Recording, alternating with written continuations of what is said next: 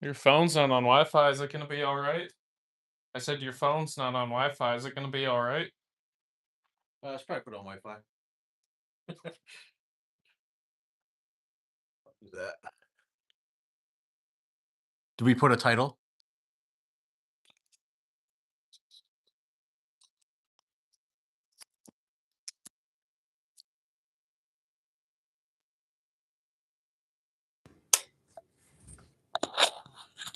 Can you edit the title? Say it starts at 10 o'clock or 9:30. Q&A workshop starts at 10.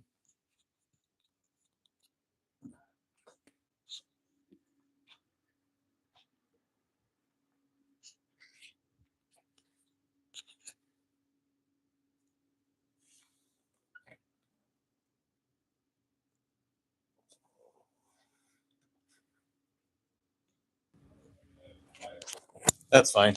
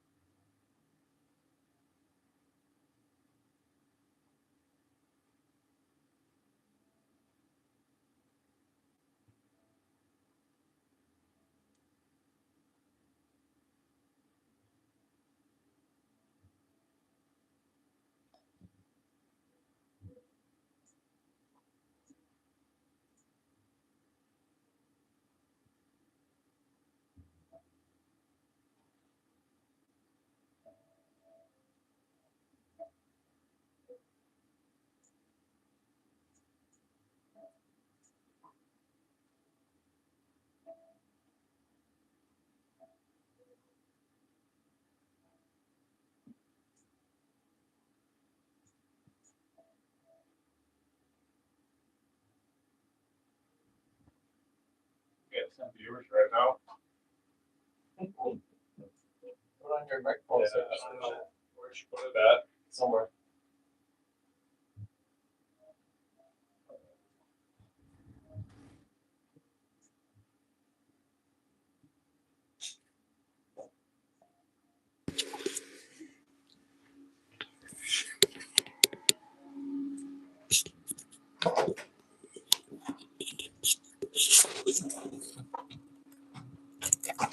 You got the little fuzzball somewhere? I lost one of the fuzzballs. Ah, okay. No worries.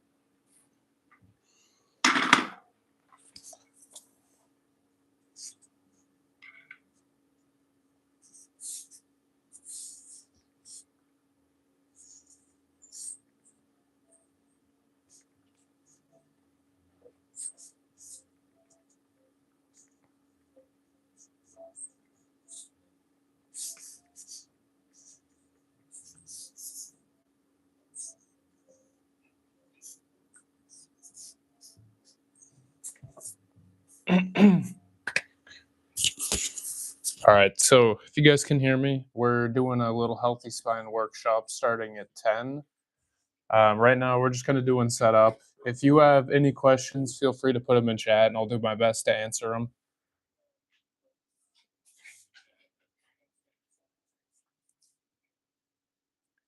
And if you see this little white ball of energy running around, that's Teddy. He's really happy right now. He's zooming through the camera. Oh, yeah, here it comes again.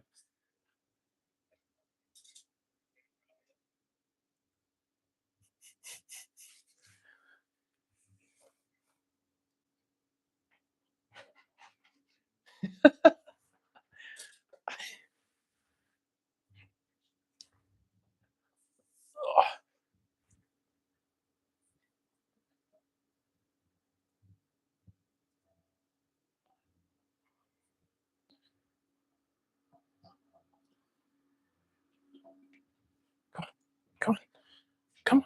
Yeah, come on.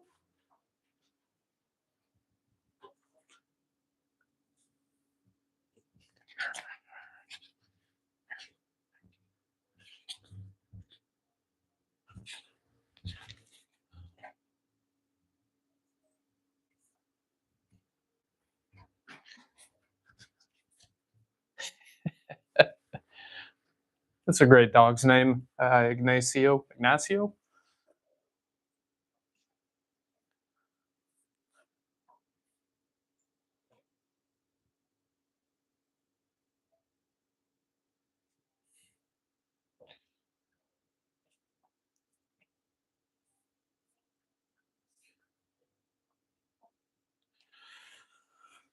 So, Ignacio, do you deal with back pain at all? Or have you dealt with it before?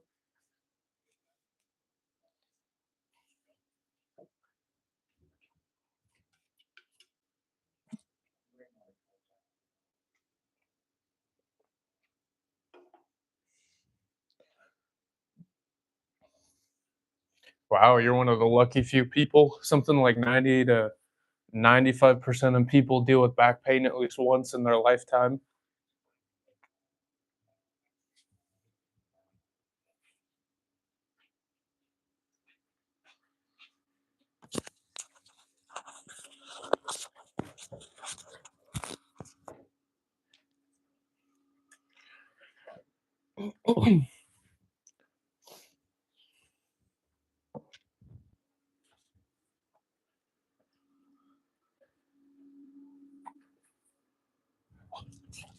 We're going to be doing a live presentation starting at 10 o'clock. This is our first official live stream, so hope you all are patient with tactical mishaps. Come on, Teddy. He's the star of the show right here. Come here. I'll get out of the way.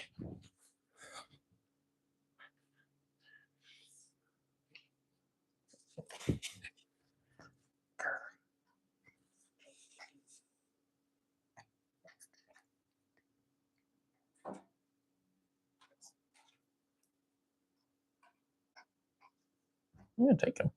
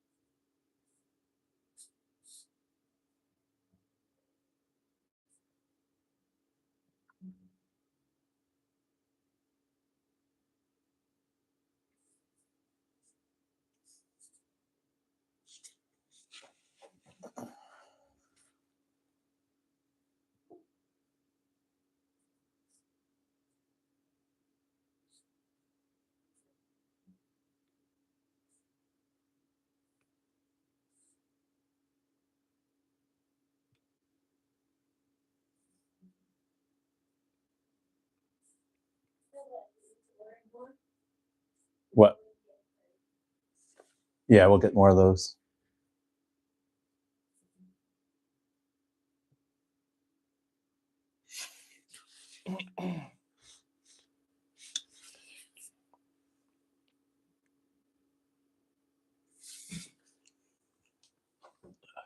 Oh, turn my knees. Welcome back. Do you deal with any pain, or you work out, fitness, anything like that?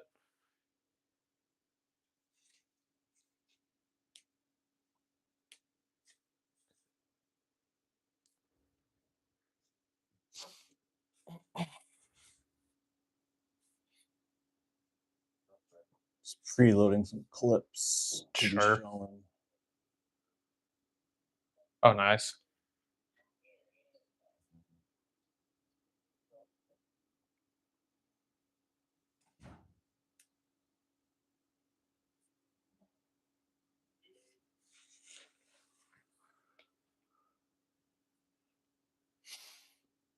Hey everyone for just tuned in. Starting at 9:30, we'll be doing a Q&A. Starting at 10, we'll be doing a workshop. Today, we're going to be talking to you about some common causes of back pain and how we help people deal with them. If you have any questions, honestly, about anything, doesn't have to relate to back pain necessarily, put them in chat.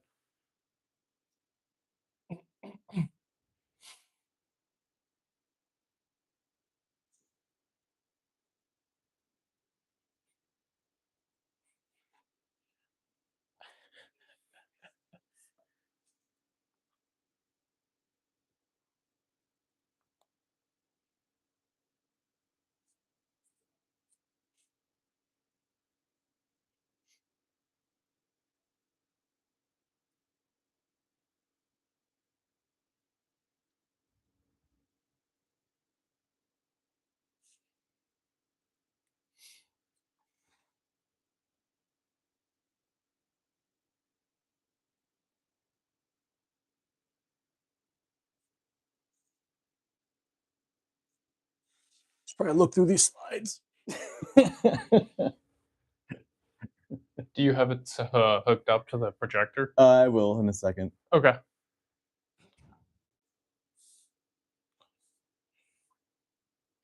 Stream's up to 6 likes already. Nice. Yeah.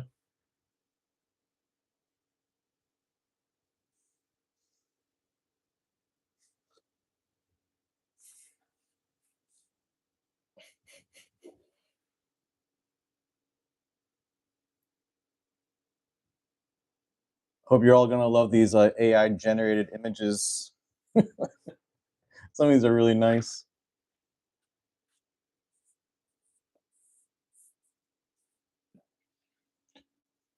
I'll be right back.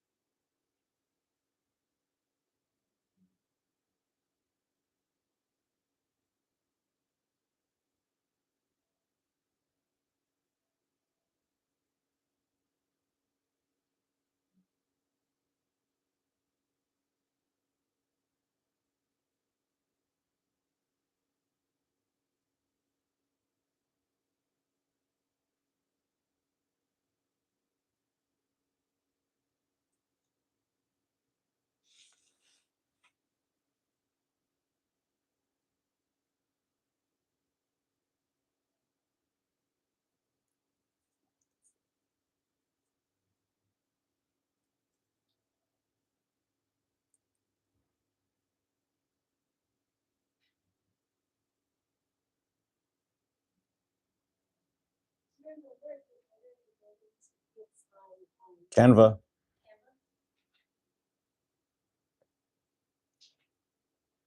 You can have Claude redesign it too if you want to change it. Claude's really good at design. For design, you got to see how good it is for design.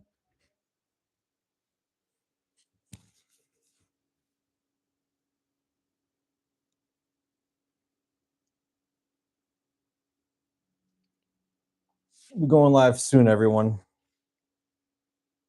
Thank you for hanging out, just setting up, working up the kinks.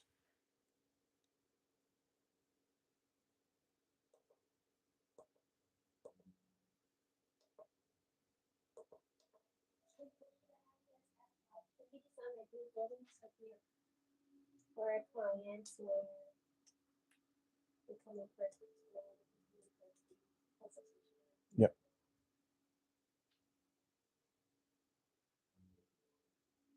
Give it the specs, the format you want it, size. I don't know. 4x6, I think.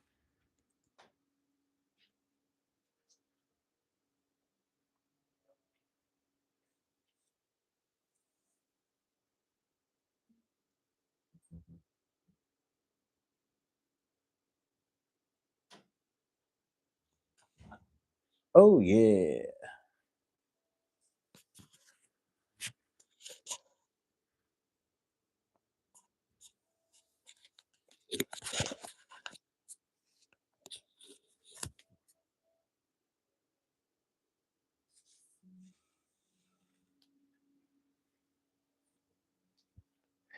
Ignacio, you've been commenting on some of the exercise videos. You still in? Tell us about yourself. Ignacio's been commenting on some of them. Yeah. Oh, nice. We're a new but rapidly growing channel, guys. Lots more to come. Anyone that interacts with us, just tell us what type of information you guys need and what you're looking for. We'd love to create content based around the types of things you guys want to watch and want to learn about.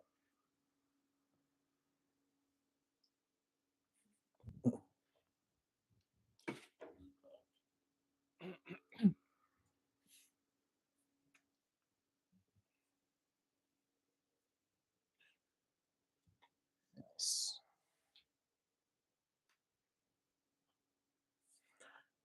Oh, the Oops.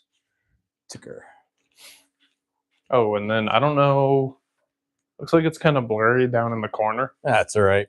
Okay.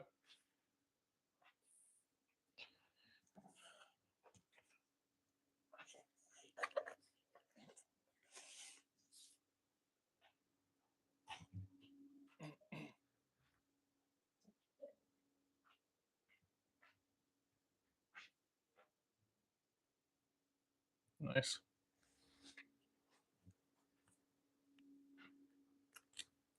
Here. I got too lazy to hyperlink those, so I just pulled them up. That's fair. I'm sure it'll work just as well. Yeah.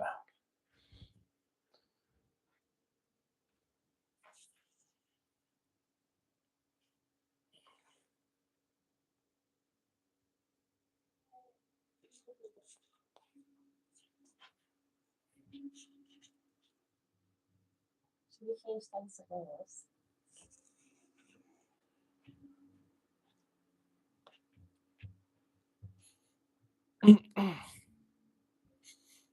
Yeah, I don't like that.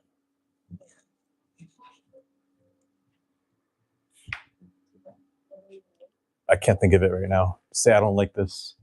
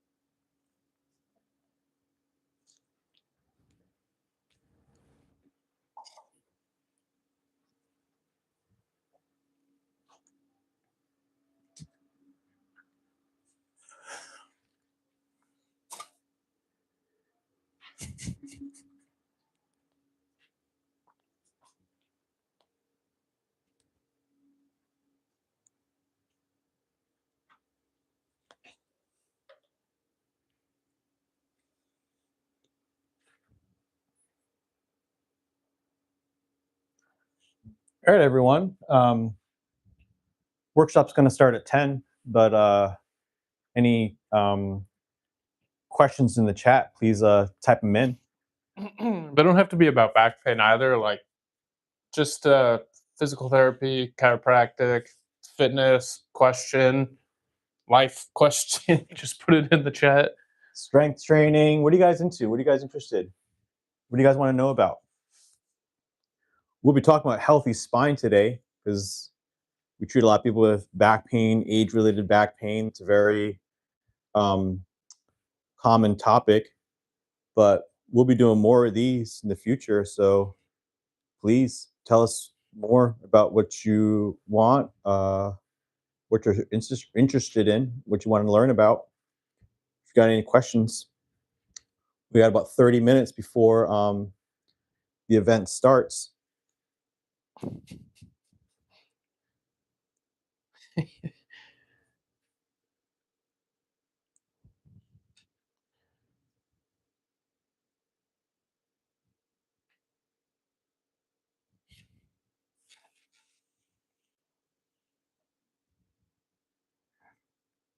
right, if no one's going to ask any questions, then we're going to have ChatGPT ask us some questions. Let's see what the AI wants to know about. AI's got back problems, carrying all the people it's doing work for.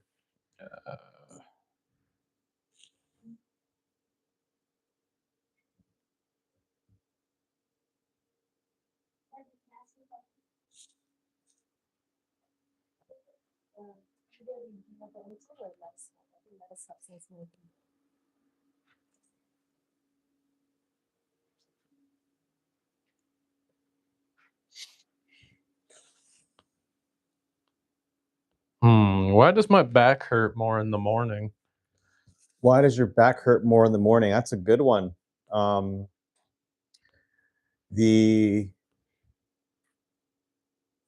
biomechanical reason for that has to do with the physiology of your intervertebral discs and how they are filled with fluid. And throughout the day, when you move, that fluid kind of squirts around your spine and kind of gets a little bit lower. So there's not as much fluid, which means there's not a lot of pressure on your back during the day. But at night, when you sleep, is when those discs rehydrate with fluid. So there's just going to be a lot more pressure on the discs in the morning. So if you got disc pain or disc herniations, your discs are going to be filled with a lot more fluid in the morning, hence morning pain. Also, if your muscles are just generally stiff, tight, and achy, if your body can't really adapt to comfortable positions when you're laying in bed, then you might wake up stiff and achy because your body doesn't have good pliability. It's just has awkward time, finding comfortable positions, and that's what could lead to just things feeling out of place, out of whack when you wake up. So in that case, the fix is to not fix your bed or fix your sleeping position. It means to fix your body's general mobility and pliability so it can adapt better when you go to sleep, so you wake up feeling much more refreshed. Great question, ChatGPT. All right, is my mattress causing my back pain? Could be. It could be. I remember when I had really bad back pain when I was 27, I had a bulging disc, and I had an older mattress that was like sunken in the middle. And when I'd sleep in that little sunken in part, I'd wake up at like 2 a.m. because my whole right leg would be numb because my back was just sinking into that little divot. And when I got a new mattress, I stopped waking up at 2 a.m. with a numb leg. So Oh yeah, it was one of the things that contributed to it. So bad mattress is not good for back pain, for sure. Ooh, let's see. Great question, ChatGPT. Can I still lift weights or run with back pain? If you currently have back pain, probably not.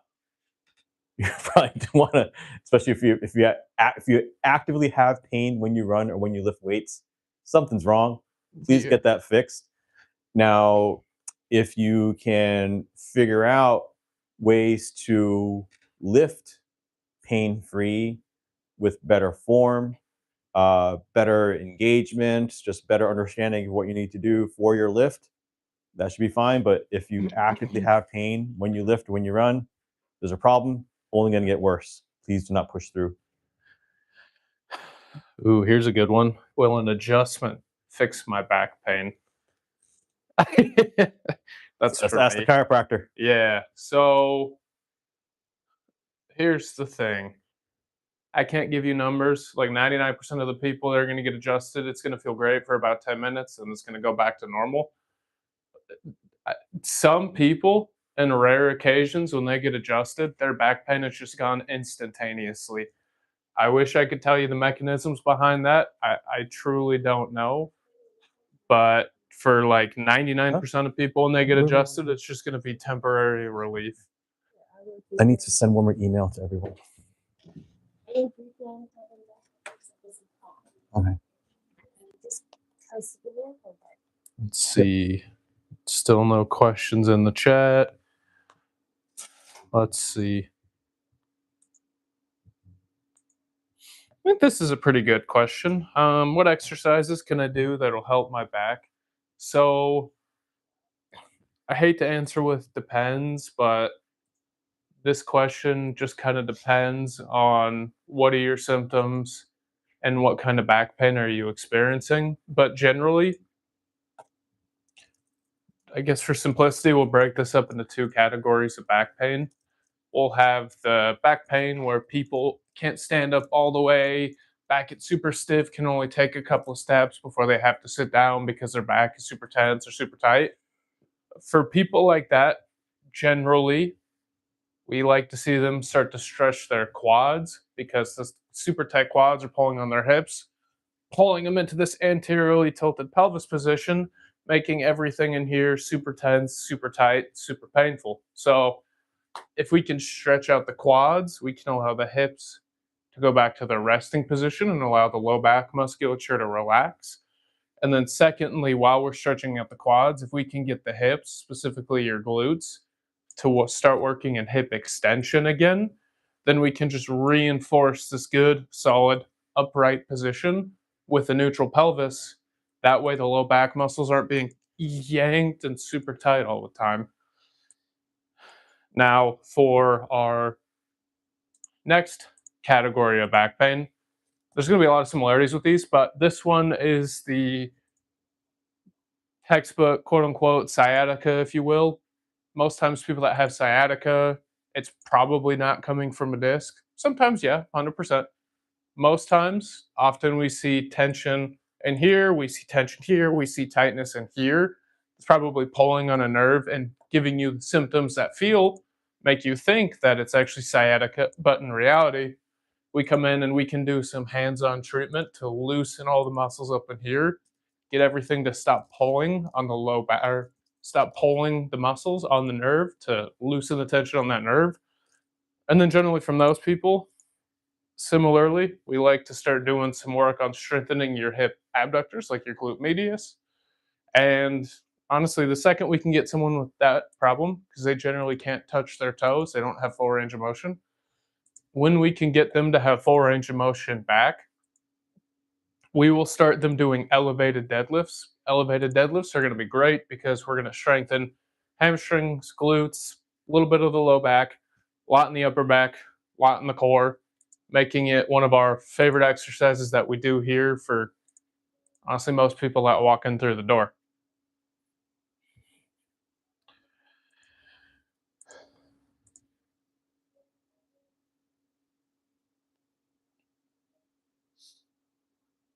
And again, anyone in chat, if you have questions, please. Oh, nope, it's just me now. Oh, sad.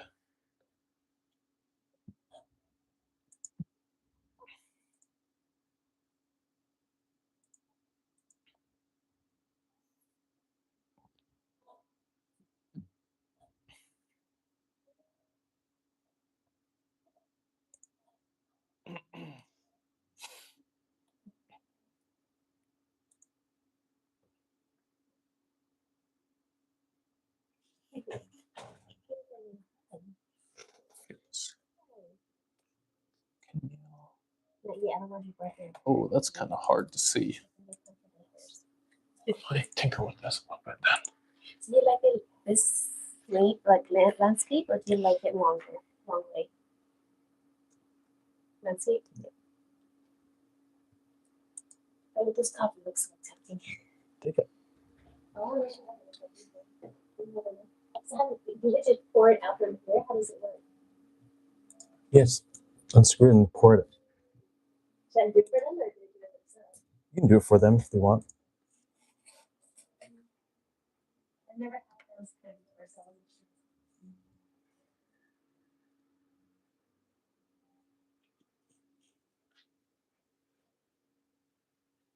Moving this a little bit closer because I think it was probably a little hard to read the Okay. words. Do you want to scroll through there just to see if we can see?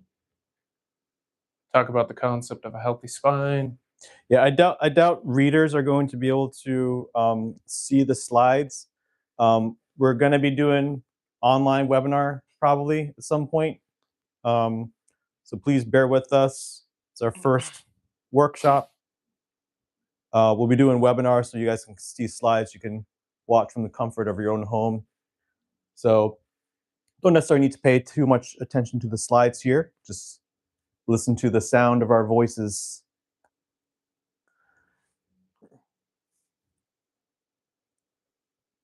What questions have you guys got for us? If not, we're gonna.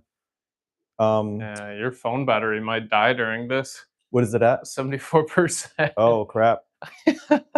That's all right. Guess if it happens, it happens. Let me pull up chat again.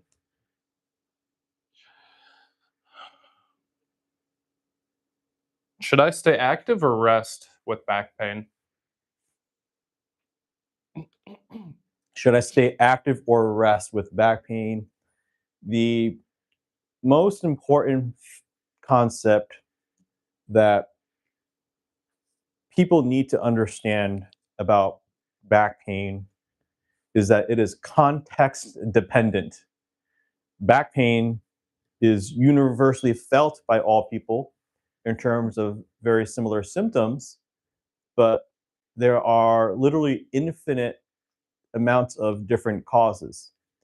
And the answer to any question about what should I do for back pain always needs to be followed up with, it depends.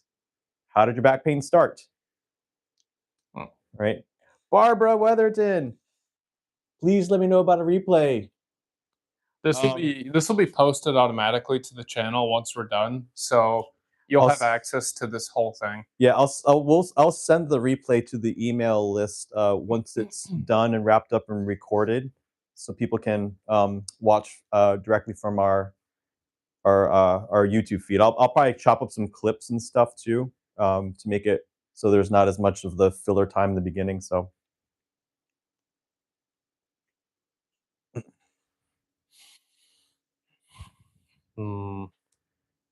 Do I need imaging like an MRI or an X-ray? Do I need imaging like an MRI, X-ray? Probably. Doesn't hurt to know. Make sure you don't have bone cancer or a fractured bone or completely compressed vertebrae, depending on how severe your symptoms are. Just got to be careful that you take the information gleaned from the diagnosis as only a part of the diagnostic puzzle. All right. Do not take that as the entirety of your diagnosis. Is just a part of the diagnosis.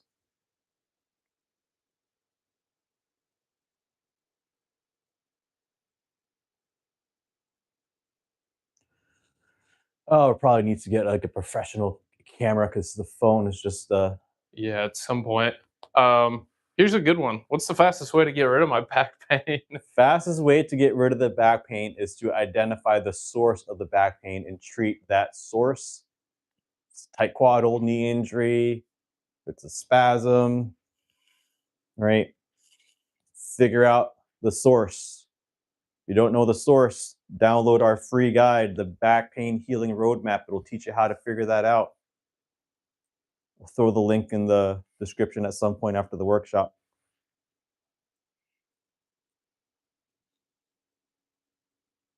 Trying to find a good angle. Oh, where is it? Yeah, this is a really good one. Am I damaging my spine every time my back hurts? Am I damaging my spine every time my back hurts? Potentially. If your pain is like a smoke alarm, it's an alarm system. All right. And sometimes alarm systems are not perfect. There are false alarms. Your smoke alarm can go off if there's no fire, but if the smoke alarm is going off, you should probably check to see if there is a fire. All right, so if your back's hurting, that means alarm's going off. So you should probably check to see if there's a fire, if there's damage. And if you ignore it, if you just keep letting it happen, then yeah, it could potentially be being damaged if you're not, fixing the source. So, And then, will I need surgery? will I need surgery? These are so open-ended type questions from Yeah. chat. Yeah. Okay. I don't want to keep saying it depends, but always it depends. If we've seen people that absolutely need surgery. Spondylolisthesis, just compressing your spinal cord, bone cancer, bone fractures, completely blown out discs. Yep, probably need surgery for that one. Okay, cool. Got a little more room on there. Should I use ice or heat for my back pain? Probably heat. Yeah. Probably heat, just not like right after you've injured your back. Ice feels nice. Ice probably feels nice, but I don't know where the science stands on ice nowadays. Yeah. I mean, generally, heat's always a good recipe for successful back pain. Loosen all the muscles up. Ice can constrict your blood vessels, and it could. That's like if the firefighters and the ambulance and the cops are trying to get to a crime scene or an accident on the highway, putting ice can potentially add more traffic and more resistance to the good guys to get into the scene to clean up the mess. Although it might feel nice at the time, I'm not exactly sure if that's the thing that we want to do. I don't know. I don't think it's a huge difference maker either way. But yeah. Trying to make some of these questions more specific. Why does sitting for more than 20 minutes make my low back ache? Why does sitting for more than 20 minutes make my lower back ache?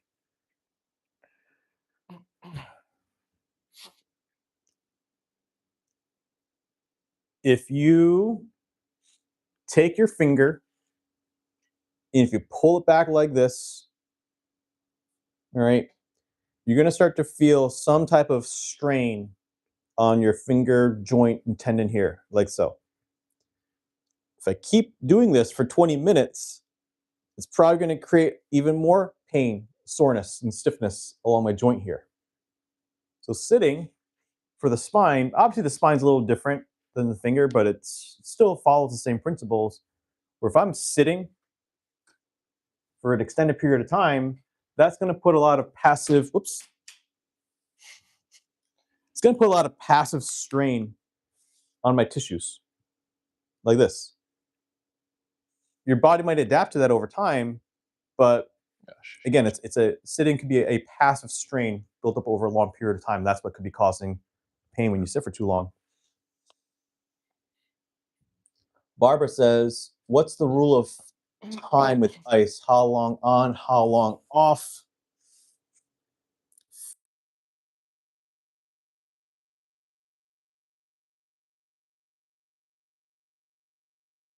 Permanently constrict blood vessels from being able to deliver blood flow, oxygen. Again, when you injure your back right away, you kind of want it. Like, pain is there for a reason. Pain is there to tell you, hey, we got things to clean up here, right? You want your pain to act as a protective mechanism right after you've injured your back. You don't want to just get rid of the pain, even though it feels like you want to get rid of it. Pain is there to warn you that something's wrong here and that you need to just pay very close attention to what you're doing, right? So that's why it's never about just getting rid of pain. It's about fixing mobility, fixing function. Once you do that, pain will go away as a natural byproduct of you solving the underlying issues. How do I modify my workouts without losing my progress when I have back pain? Say that again. Okay, so someone with back pain, how do I modify my workouts without losing progress? How do I modify my workouts without losing progress? You can answer that one. Well, I guess as a rule of thumb, we find stuff that doesn't hurt. We continue to push that. If the goal is strength, cool, keep getting stronger. If the goal is fitness, then we keep going in and being consistent with it. And then with the workouts, we will try to find stuff that, I'll be honest with you, might cause a teeny bit of pain, but when we're doing the exercise, that pain doesn't get worse. It might even get better. That tells us that is a very good workout for you to be doing. Then we will just progress that over the span of weeks to months, and that will generally help with the pain. Cool. And then let's see. Does core weakness actually cause back pain, or is that overhyped? Does core weakness actually cause back pain, or is it overhyped? Not directly, because a lot of people walk around with very weak cores that are able to just kind of get by without back pain. But I'd say if you are doing tasks or activities that require you to brace and use your core to protect your spine, if you're not doing that, then that's going to make you predisposed to having back pain. If you have trouble standing and walking,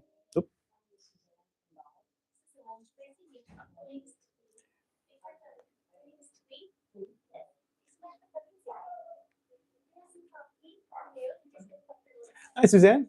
Nice to meet you. Welcome.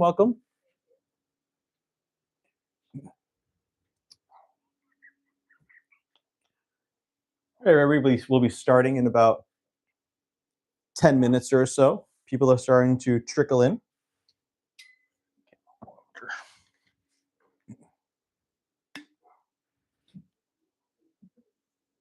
Steady.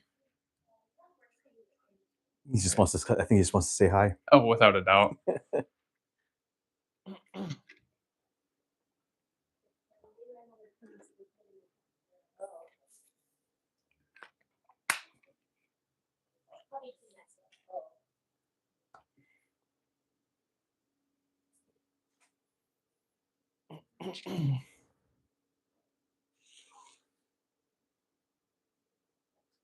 ChatGPT had this one too. Is my back pain permanent?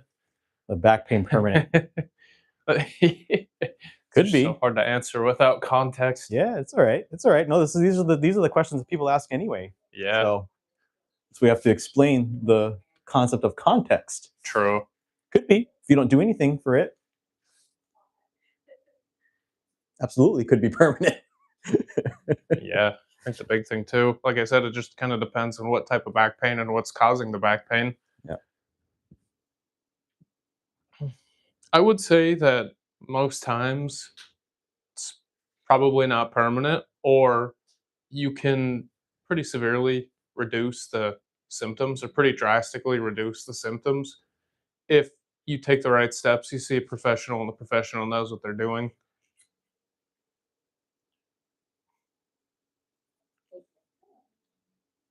Welcome, Suzanne. You might be the lucky guest where you'll get a full attention. 23 people signed up, but no one answers their darn phone, and about 5 people actually requested for just personal, like in-person, like consultations and such. Everyone loses out, but a lot of people actually preferred because they thought it was online. So we figured we'd set an online setup. So we're chatting with people And, you know, online and like you, they such. just recognize the number. I don't answer numbers I don't recognize. In fact, I didn't answer this one, but I called back. Yes. I looked up the number. Yeah. No, it's hard to help people because there's a lot of people that are trying to hurt people through communication nowadays. Yeah, I get so many of those calls today. So we don't exactly know, like, we're trying to get like home addresses from people that are willing to do that. So we actually send like actual real like letters and stuff to let people that know really we're like real and like we're not like, you know, fake, or just trying to like, you know, scam or spam people. But we do have to you know, attention so fast nowadays. Things come and go, and Oh, yeah. so we just had to you know, try and help people. But it's hard to help people nowadays because, as we said earlier. It is. So we'll probably just wait another 5 minutes or so. Okay. And then I'm Austin, by the way, too. Austin, and I'm sorry. Yeah, Kevin. I'm sorry. Kevin. So how did you see us from the Facebook? Was You know what?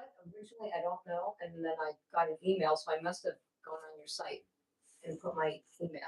yeah. Just doing searches and research about the conditions I have. I have, ever since I came back from a cruise, I have something called Maldi. Gosh, my brain. It's where you still feel like you're on the boat. Oh, everything is shaky. Yeah, okay. And it's supposed to only last at the most 2 weeks, but it's been a year and a half. Oh, jeez. Yeah, but then in the meantime, trying to figure out what it was. Because at first they thought it was something about crystals in my hair. Yeah. So then I had an MRI and a bunch of tests, and then they said, "Oh, you also have herniated discs in your neck." And so I went to a physical therapist for that, and he helped me. But with insurance and everything, to get more appointments, it was just a mess. I finally went over from HMO to PPO this year, so eventually I might go back. But he had me. He mostly was working on my neck, and now I finally, with this new insurance, I'm going to a physical therapist that knows what Maldi department is. Yeah. And she thinks some of the balance issue has to do with my neck too. So Yeah. We see that. I'd say it's not the most common thing, but your, you know, vestibular, your balance system works on this thing called your vestibular ocular reflex. Yeah. So if I turn my head and neck, my eyes go, and then my inner ear has to calibrate with that. Yeah. But let's say you're trying to turn your neck to the right to look for something. If your eyes go, but your neck doesn't go, there's a little lag. So in that little bit of a lag between your like visual intent towards the thing you want to see and your vestibular trying to get there, if the neck isn't moving with that, then that is what could be causing that. It could be causing that discrepancy in that reflex. So we've seen by just getting the neck to move freely, it just helps restore the motion of the neck with the vision, with the vestibular system. So yeah, because I know my range of motion is not, you know. I guess I know he measured it. It wasn't. I can't remember what the measurements were. But that was about 6 months ago.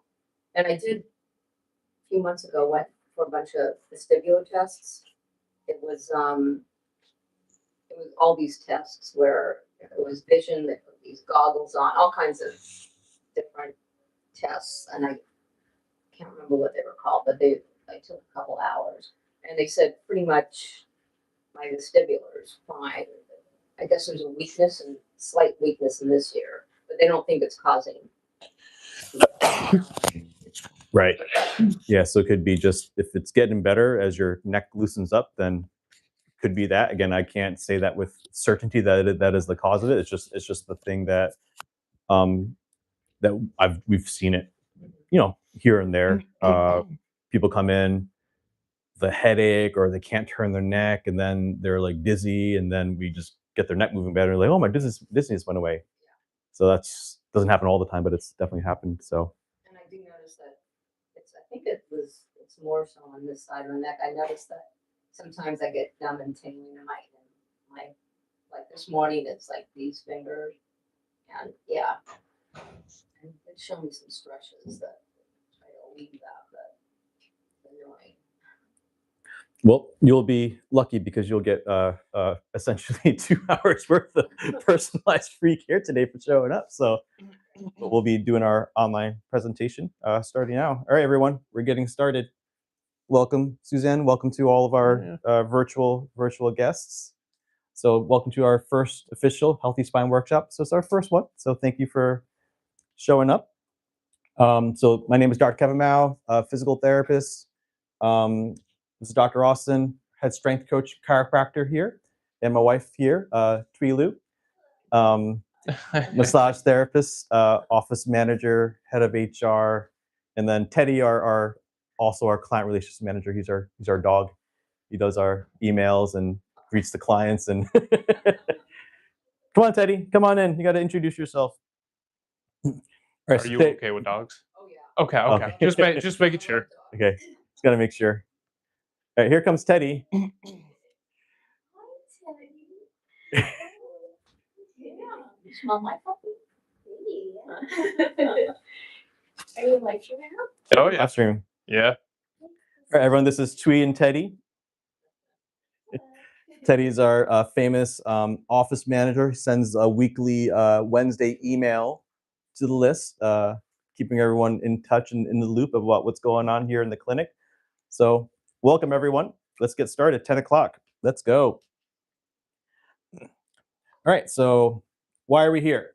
So we're here to discuss what is a healthy spine. This is something that I think is not nearly talked about enough in the public sphere of conversation of what is a healthy spine. We go to the doctor, and what do we get checked up on? We get our heart checked, blood pressure, heart rate. We get our blood work done to measure cholesterol, lipids. We get our blood work done to look at our sodium, all these various things. And that's great for heart, your lungs, and breathing. Obviously very important to stay alive. But how do we measure the health of our spine? Any ideas? All right. So the most common thing is they look at imaging, right? So they'll take a look at your X-ray, they'll take a look at your MRI, and that's pretty much it. If you go to the doctor, say you have back pain, they'll take scans and X-ray, MRI, and they may show some type of a structural problem, arthritis, disc degeneration. Let's see, yes, stenosis, things of this nature, and these are all age-related spine conditions. And the thing with this diagnosis is that it is true that you see an X-ray that says degenerative disc disease. That's true. It shows arthritis, it shows stenosis, it shows disc herniations. All very true. And the problem is with these, if this is your diagnosis, then these things cannot reverse. They can't change. But what people don't realize is that that's only a very, very small part of the full diagnostic picture of a healthy spine, right? Because all these things we talk about here are all known as structural problems. So degenerative disc disease, arthritis, stenosis, these are structural problems. But there's another category of problems that people tend to ignore or don't look at. We were just talking about this, which are called functional problems or functional issues. So functional problems are things like, how well does your spine move? How well does your back move? How well do your hips move? How much total movement do you have? Another functional constraint might be, how strong are you? How strong are your muscles? How are the muscles around your spine working to support your spine? Right. And the thing is, these things are not seen on an X-ray or an MRI. Right. And the problem is they're not checked by the doctor. So people are they just go to the doctor and are just left with this diagnosis of this unfixable age-related problem, and that's it. Sure, may get a script to go to physical therapy to work on some of these other things, and that's all good. But the problem, I'd say, with sometimes just traditional physical therapy is if they get a script to treat neck pain, they're only going to treat the neck. They may not be looking at the shoulder. They may be looking at the lower back, or just all these various connections between the things that could actually be causing the neck pain. So people get treatment for their neck pain. It feels great. Person wakes up the next day, comes back. So we want to try to help people understand that there's, again, just so much more to what constitutes a healthy spine than just whatever your X-ray or your MRI says.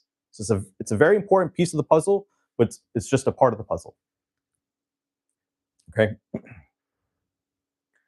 So this is what happens when someone gets that diagnosis of an age-related condition. There's a bit of a doom loop spiral, and we don't want to fearmonger with the language. It just is what it is.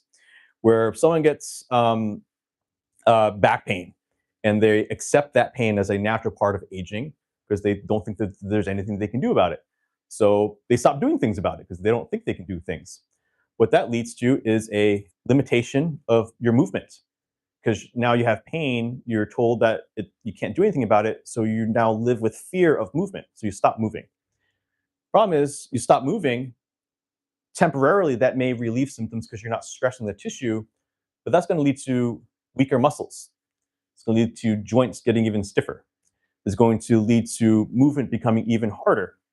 So, as we just said, even though your X-ray, MRI might say certain things, if you're not checking mobility, and if each and every day you're losing mobility, that means the health of your spine is declining, right? Because you're not addressing the things that could be causing those movement limitations.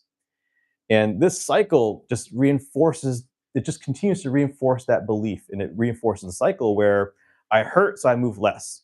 I move less, and I get weaker. I get weaker, it becomes even harder to move, which then even simpler things like getting out of bed, driving, just things that maybe not have hurt like 2 months ago are now starting to cause problems because that, again, those root underlying issues are still being ignored because they're not even being talked about. Okay. So what can we do to escape this spiral? What can we do to not let this happen? First thing is becoming aware of it, that there are other things that you can do outside of just accepting, age-related spine conditions as just a normal part of aging. So what we do is to focus on what's actually fixable, right? So again, we can't fix age, can't reverse arthritis, we can't reverse these structural related conditions, but there are a lot of things that we can actually fix. So for example, someone with really tight hips, tight hip muscles in the front of their hip, if you release those, you can take off the pull of those muscles on the spine, take pressure off your spine. If you've got weak muscles in your glutes, or if you've got weak muscles in your shoulders, in the case of a neck problem, your neck sits on top of your upper back and your shoulders. And if upper back is not moving or holding itself up, that's going to thrust the neck forward and just cause limitations in your movement up through there. All right. So things of that nature. We see a lot of people with cervical stenosis, cervical arthritis, degeneration, and they're like 84 years old. And they get an X-ray from their doctor because they go in with neck pain, and their doctor says, "You're 84 years old. You have like severe arthritis. You can't do anything about this." But we realize that it's just their muscles in their shoulder have just kind of gotten tight. They slept funny, and all we do is just release their shoulder muscles, and they're pretty much back to normal. All right. So it's just a matter of understanding that despite age-related diagnoses, which are not fixable, there are a lot of other things that could be fixable: strength, range of motion, posture, how you move your body. Again, these are all things that, with the right focus and intent, can actually change. So, all right. So we're gonna just go. We'll share the clips afterwards because we want to show Suzanne. We want to show other people out there just the types of things that are possible. Pam here, she's one of our star clients. She does consistent weekly strength training with us. She started with us at 68 years old. Again, chronic back pain, getting worse for about 7 or 8 years. She's taking care of her mom. It's a lot of stress involved with that as well. Had a hard time sitting, hard time walking, gardening, traveling, all the things that she wants to do. Back pain just interfered with all those things. So we, again, and same thing, 60 years old, she was told that she might need surgery. She might need to just stop doing all activities altogether just because of her age. We found out for her that her back issues were not coming from her back itself. It was actually coming from old tightness in her leg muscles, pulling on her back. All we did was just press and release her leg muscles, took the pressure off her back, and it started to relieve her pain. From there, it was just a so once again for her, once she was feeling better, her story is she's like, okay, great, I'm feeling better, so I'm gonna leave you guys now. I'm gonna start doing my own thing. I'm gonna start exercising. I'm gonna start to try to get back onto my own feet. Problem is when she'd start working with, at the gym, group classes and things of that nature, back pain started to come back. So she'd have to come back for a tune-up or something would happen. And then I think once she actually tweaked her shoulder, her left shoulder, that's when we needed to do another round of treatment to fix her shoulder. And then she's like, all right, I'm tired of this bouncing back and forth between having to get fixed and then having to go train and having to get fixed. And she's like, do you guys just do the training? Can I just do it here? And I was like, yeah, we do it now, starting now. So because of our rehab background and, we've worked with people with, sports and athletics, we knew how to, teach people how to lift and stuff. So I'll just show you a couple clips now. So this is just an example of the types of things she's doing now for everyone to see. She's swinging kettlebells. All right, this is about 3 years worth of just work and effort towards building her strength. That this didn't happen all at once. So she's again diagnosed with these age-related spine conditions at 68 years old, and at 72 with perfect form, perfect technique. She's lifting about 70 pounds there from the floor. Great posture, great mechanics. All right. So the main point we want to show people is that she was diagnosed with stenosis, arthritis in her lower back, told to rest, don't do anything, you might need surgery. Once we got rid of that pain, now here she is getting stronger 4 years later. All right.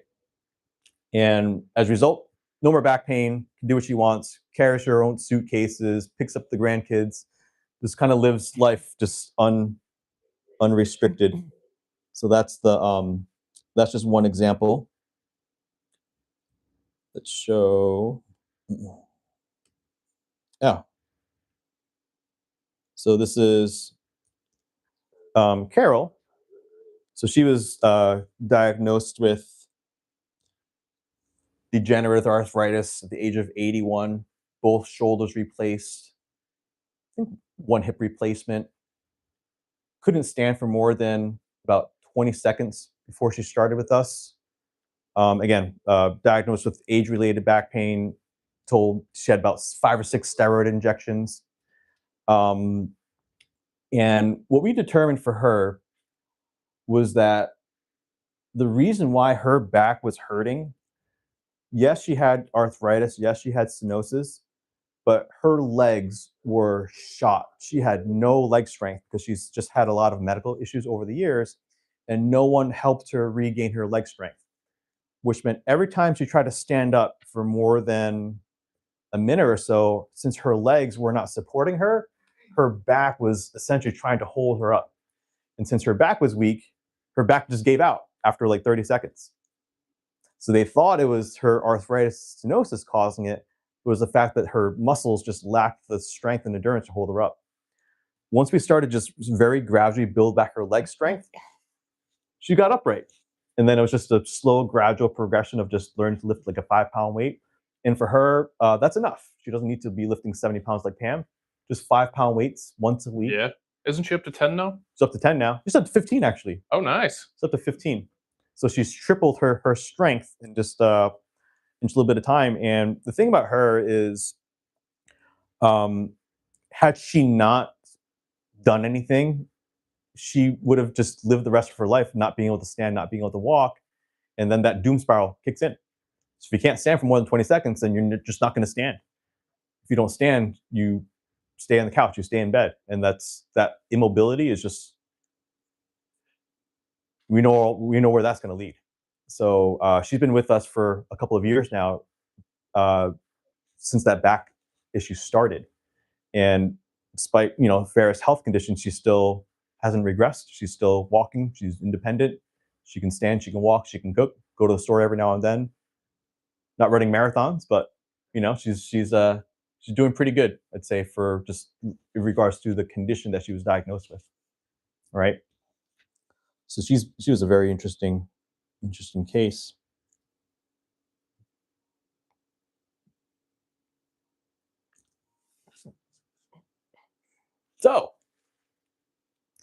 So if we don't focus on age-related conditions, then what are aspects of a healthy spine? So the three we like to work on or help people understand are, again, we alluded to before, mobility. How well does your spine move? When's the last time someone checked how well your spine moves?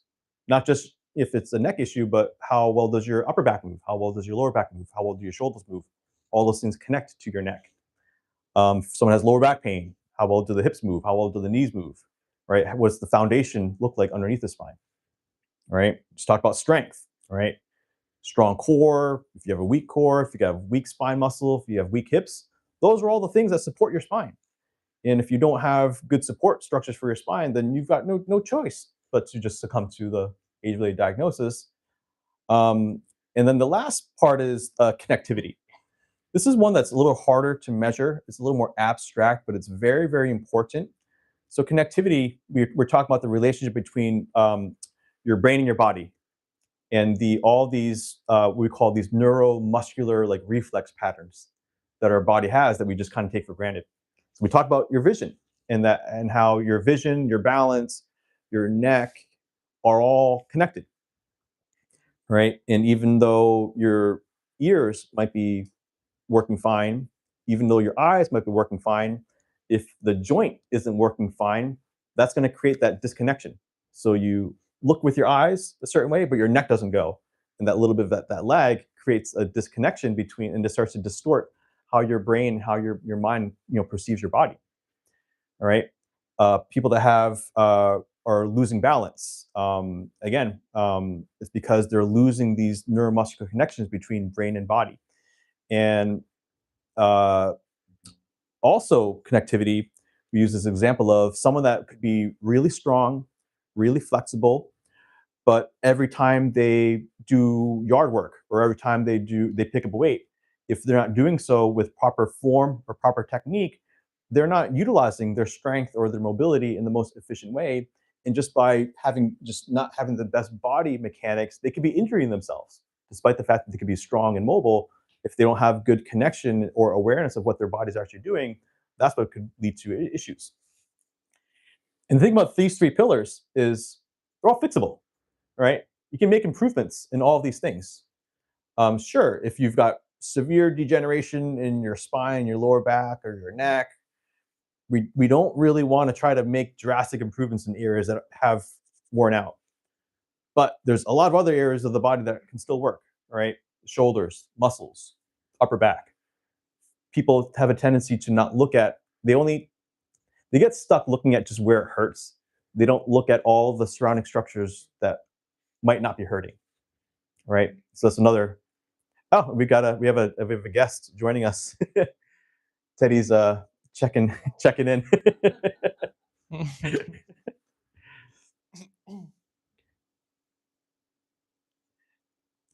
A little bit of Teddy time. That's what he has a tendency to do, is just walk up to people and just try to sneak in some belly rubs. Must smell like dog. I think so. Yeah. All right, so we're going to talk more about mobility next. We're going to just kind of get into this first pillar a little bit more. All right. So again, mobility is just one of the core pillars. We've talked a lot about it already. So we talked about earlier, mobility is a missing vital sign in your general checkups and your doctor's appointments. right? If you bring your car to the shop, if it's an older car, like a 1980s car, they can take an X-ray of the car and just and be like, "Wow, this car is like 40 years old. You know, what do you like? You shouldn't even be driving this thing." But the thing just moves and hums along fine because all the tissue, all the things have been maintained. Then it's still a functioning car. You just have to find ways to get it to move. Again, you go to the doctor for a yearly physical, but there's no like physical exam of your mobility. Hey, how well does your knee move? How well does your hips move? How well does your spine move? How well do your shoulders move? How well does your neck move? Right? And if the vast majority of people, above the age of 50, 60, or 70, if one of their main issues is orthopedic like mobility issues, then it's not even being looked at, right? Could be by a physical therapist, but again, we talk about some of those issues where they're only looking at the specific area and sometimes not looking at the full picture. All right. So we have to start to entertain the conversation that mobility should be right up there with cardiovascular health or neurological health, right? Why is orthopedic muscle joint health not even it's not even considered as a thing that people should be looking at every 6 months, every year or so? Because we've seen a lot of times, for example, someone that ends up getting a knee replacement or a hip replacement probably had signs of lost mobility and strength 7 or 8 years before they had that knee replacement. And as someone just looked, before they ever got to that point, hey, you know, Mrs. Patient who's 58 with stiff knees, instead of giving you some Advil to help you relieve that pain, why don't we check to see how well does your knee move, how tight those muscles around your knee are? Because if you can fix that, then the person might not even need to get that knee replacement when they turn 65. Problem is that 58-year-old knee is just a minor ache. It's an inconvenience, but it starts this little spiral where they get stiffer, they get weaker, they stop doing things, leads to more stiffness, more weakness, accelerates the arthritis. And by the time they're 63, it's starting to get worse. They get a couple injections, pain goes away, but the injection inhibits the ability for your body to heal. Then that accelerates your arthritis, and by the time they're 65, they're getting that knee replacement. Right. So a lot of times these things need to be seen 5, 6, 7 years before, but the problem is no one's even looking. So we were just busy reacting to those symptoms when they're like 64, 65, when this is something that should have been at least acknowledged when they were like 57, first started having issues. So, anything to add? No. Cool.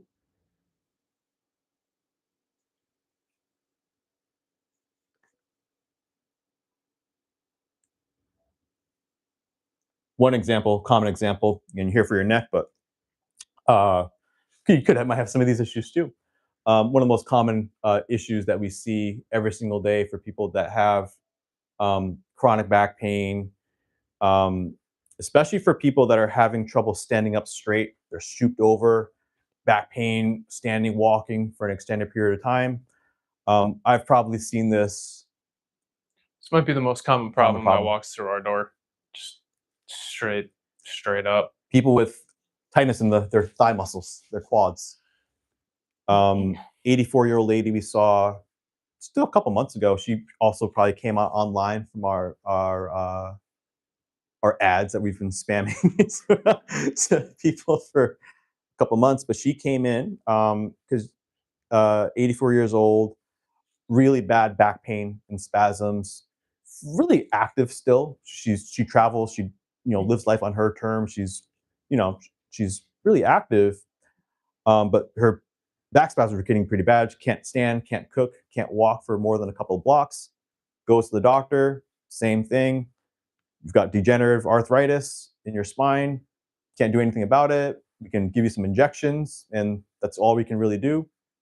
She said, I don't want injections because she's been down that road before. So she just kind of left that visit just feeling like just annoyed, perturbed, like frustrated. And it turns out that 18 months prior to her back issue starting, she had had both knees replaced. All right. And she just kind of sped run the knee replacement rehab. Because, you know, Kaiser and stuff like that, they don't really give really good comprehensive therapy for the knees. So even though her knees did feel better, she got x-rays from the physician, said, oh, your knees look good. No one ever really checked the range of motion, the flexibility of her thighs and her quads. And those, again, because she just didn't have it looked at. So it turns out because her knees, the muscles around her legs were still really tight because no one had ever really worked on them. And that tightness is what was actually pulling her body forward, causing all of her back muscles to be in spasm. All we did for a couple of sessions was just to put her hand on her thigh, just take out that tightness, worked on a couple of exercises to re-engage her glute muscles, just walking like 2 miles within like 3 months. So, number one, tight quads, most common thing that we see, and one of the most impactful things that we do see for people that just kind of creates this really fast, rapid result. Potentially relevant for you, right? Didn't mean to shine the light on your face. Is the upper back stiffness, right? Upper back, the mid back is the foundation for the neck, and it's also the top pillar of the lower back. And this upper back, just because of just how modern society is, phones, computer, desks, tablets, driving, slouching, slumping, it is just the area that takes on the brunt of just how modern living has affected our lives. Now, the problem with the upper back, most people don't realize this, is it's your literal blind spot, right? So I can see my arms, I can see my shoulders, I can see my legs, I can see my butt. I can't actually see my upper back. So because there's no vision there, we literally forget this part of our body actually exists. It's also the part of the body that there's the least amount of that mind-body connection in terms of just nerves and neurons. So we don't get a lot of good feeling as to what goes on in our upper back. The problem is where we do have a lot of nerves, where we do have a lot of sensation and feeling is right here on the side of our neck and right here out of our lower back going down to our hip, like sciatica. But a lot of times the area that's causing all of it is this slumping and slouching. So I slump and slouch like this. That's going to, again, thrust my neck forward to the point where I can't really get a good twist or rotation in my neck because a lot of that rotation actually comes from my upper back. If I'm hunched over because of my shoulders and my upper back, that's going to displace my entire body forward, making the muscles of my lower back having to work orders of magnitude harder just to hold me up. So while people are seeing the lower back pain, they're not seeing the upper back problem. So we're going to teach everyone how to assess upper back stiffness.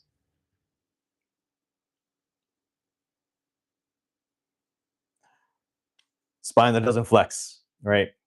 Touching your toes. The toe touch is one of these things that we referred to earlier, should be a vital sign of mobility. Touching your toes is something that everyone should be able to do. A lot of people can't. Most people associate an inability to touch their toes with just, haha, I look how inflexible I am. But that's like bragging about having high blood pressure. It's, just not something that you want to brag about, right? Not being able to touch your toes makes you vulnerable to a back injury every time you bend to pick something up, right? Or you have to compensate bending your knees, puts more pressure on your knees. If you are trying to tie your shoes, for example, if you don't have the mobility to actually reach down and actually bend, that's going to create things like sciatica. It's going to create things like just like back stiffness. And it's just a thing that people don't know can be fixed and be addressed very quickly. All right. So now we're just going to show a brief example of this. So this is our client we saw just a couple days ago, 80 years old. All right. She's very active still. because she kind of has to be. She takes care of her grandson. Her twin sister has a lot of medical issues, so she's in and out of the house. It's like having to transfer her, bring her to dialysis and stuff. So she has a lot of people that are dependent on her, so she can't really stop. So, because of all the work she's been under, she actually injured her back, and she came to see us. So that's how far she could bend before, right? So muscle tightness. Start releasing some of that muscle tightness. Back spasms, just really tight. Little soft tissue, hands-on release. Take away some of that pressure and some of that tightness.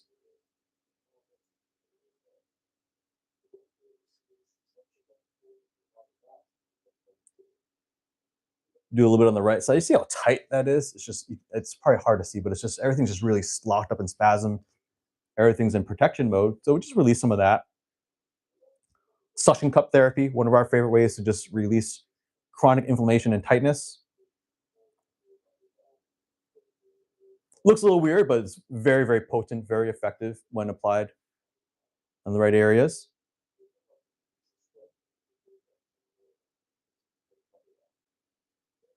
Touching your toes seated.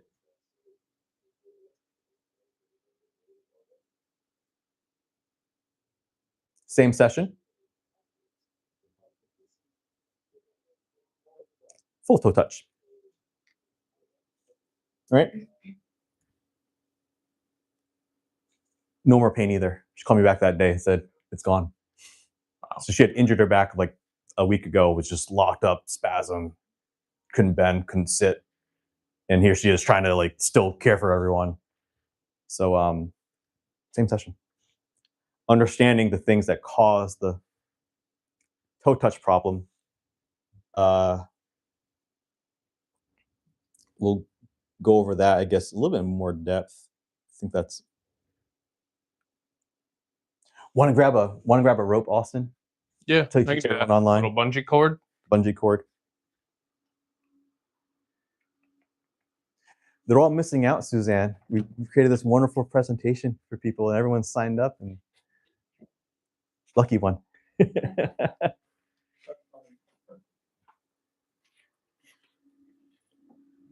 hopefully learning a little bit things so far. I just love the hot stenosis. I mentioned that in my results, and I've had arthritis in my knees for a while, but Yeah, they're not bothering me anymore. that's good. And that's the thing. Just because there's a diagnosis of arthritis or stenosis doesn't mean it has to hurt. Then there's a lot of people that have severe pain in their 30s or 40s, no arthritis, no stenosis, but still have pain. That's what we're saying, is not all pain is just due to the structural diagnosis. Could be muscle, could be tendon, could be nerve, could be fear. A lot of things. It could be the nervous system, could just be the pain signals themselves, right? People that have a condition known as fibromyalgia. I don't know if you've heard of that or have heard people that have it.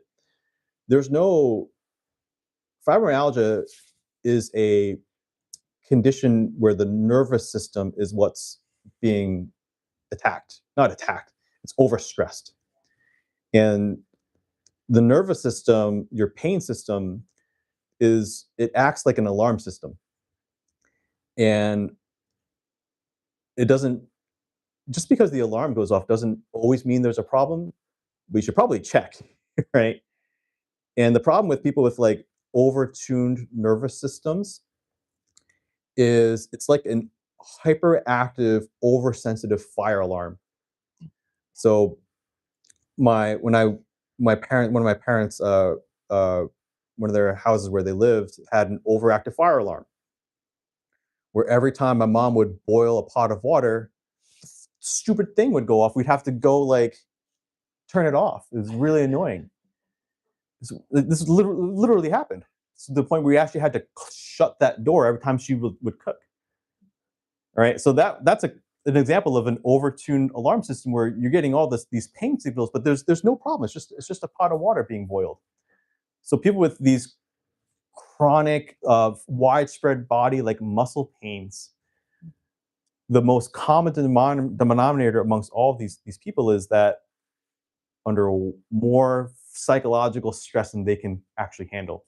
Combine some nutritional issues, combine a little bit of just lack of exercise, then you get this imbalance between the amount of stress they're under and their whole body's capacity to handle that stress. And having that stress capacity debt is what just keeps the body under constant threat of pain, and they eventually shut down. So you got to see that from all angles. So spine that doesn't flex, real quick for everyone watching, back to the toe touch. Most common reason why people can't touch their toes is they think it's coming from tight hamstring muscles in the back of their leg. So the thing is, if I take this band here and understand the fact that our body acts not as individual muscles, but through connected muscle chains. And essentially, the toe touch is a measure of how mobile is this posterior chain, the length of the one muscle from my head all the way down to my toe. If the muscle is long enough, I should be able to bend with ease. All right. Problem is, people develop restrictions throughout life, right? Their shoulders get tight, their posture gets a little stiff, their neck or even their lower back starts to get a little tight as well. And when you develop the restrictions, every restriction creates a little kink or a knot in that chain of tension. All right, so what happens to the length of this rope when we tie a couple knots?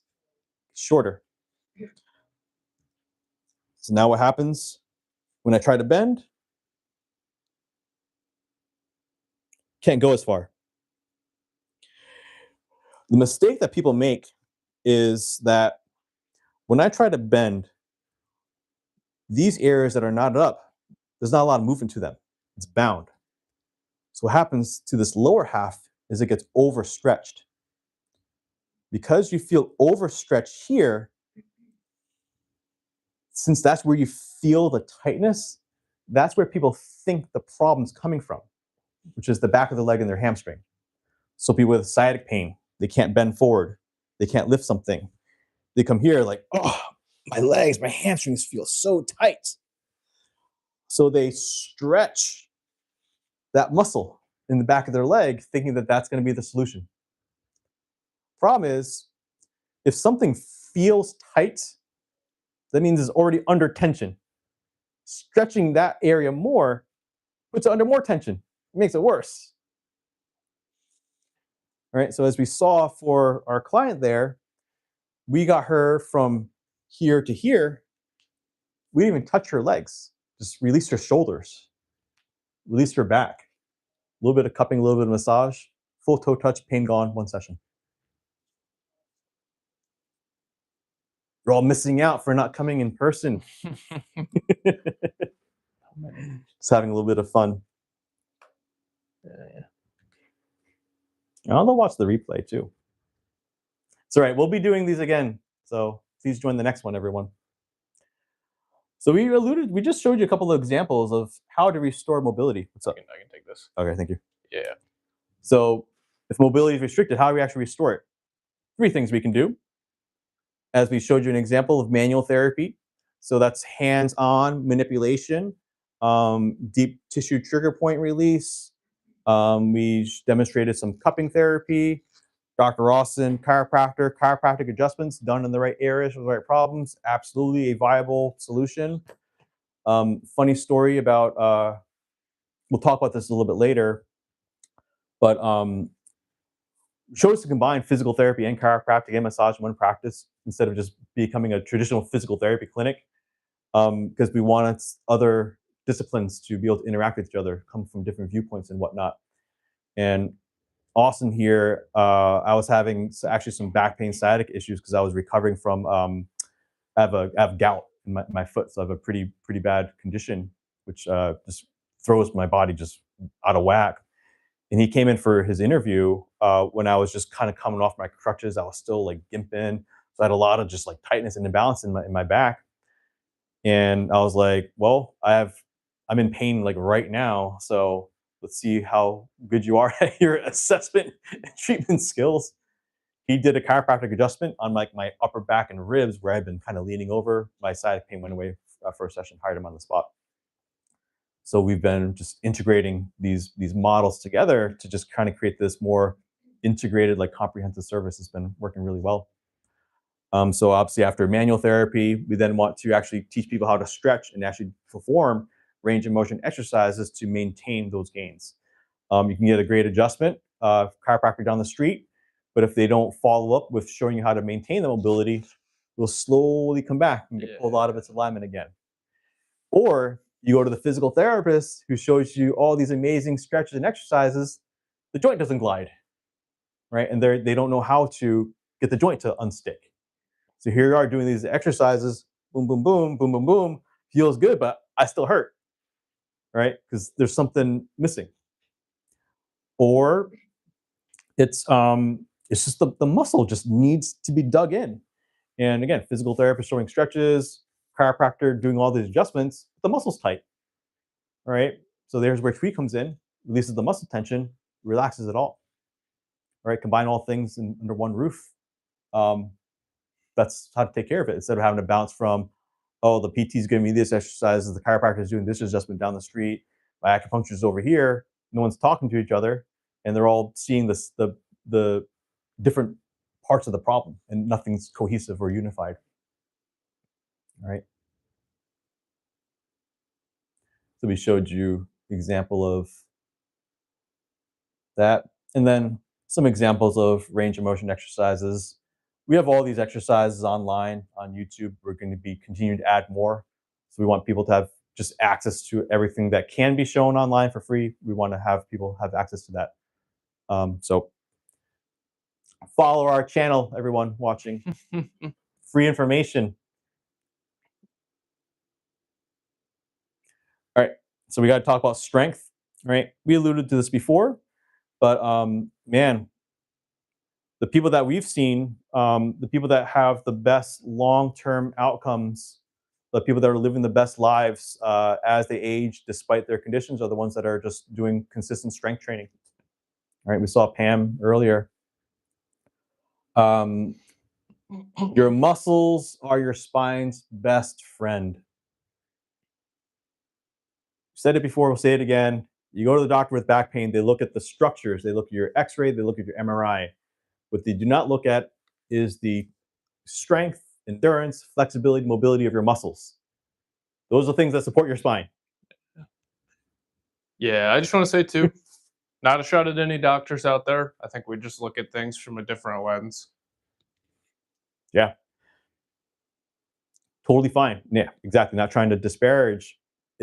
But we want people to understand it's just a small part of the picture. Muscles can change. Muscles can adapt. Muscles can get stronger. Your muscles move your joints, right? Looser muscles, stronger muscles, better connected muscles can create more effective, efficient movement through your joints. So even if you have arthritis, stenosis, getting your muscles stronger, healthier can take pressure off of those joints and continue to help you to live. It's either that or they do neck surgery or back surgery because that's the only option that they'll have for you, right?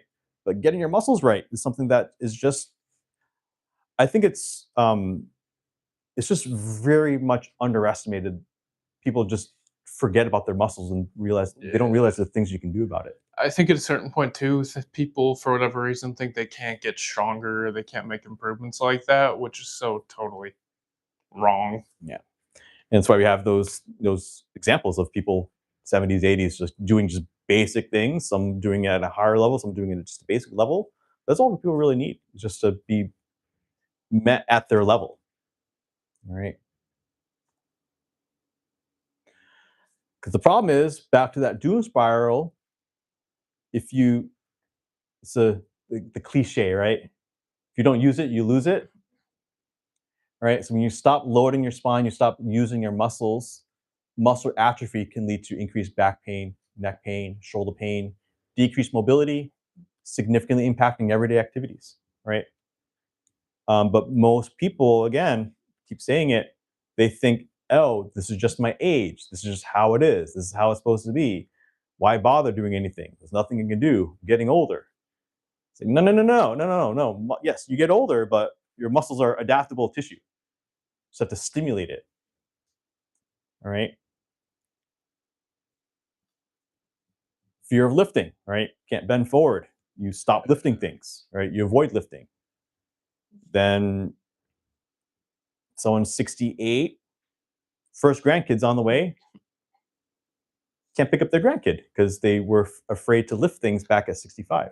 Yeah, one thing I've kind of heard often too. I had a lady back when I was a personal trainer. She was told by, I think, her nurse practitioner to never lift anything over 10 pounds for the rest of her life, which is so incredibly unrealistic. Like, yeah, grandkid, you want to play with your grandkid, or even groceries. Like, it's not uncommon for a grocery bag to be more than 10 pounds, or 10-pound bag of potatoes, rice, whatever, you name it.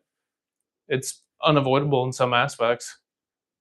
And the trend, again, this has been, we are focusing on like 50 plus, but this right here, we're seeing it now in our software engineer clients who've been working from home for about 5 or 6 years now, and maybe even before that. Now maybe they got away with it when they were 25, but now 35, having a family, having their kids. We've treated probably 24 new fathers that age of 35 can't even pick up their own kid, their own toddler. All right.